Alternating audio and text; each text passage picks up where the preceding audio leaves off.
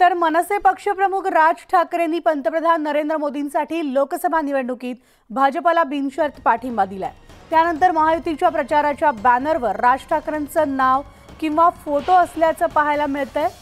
तर बारामतीमध्ये सुनेत्रा पवारांच्या प्रचार पत्रकात राज ठाकरेंचा फोटो पाहायला मिळालाय।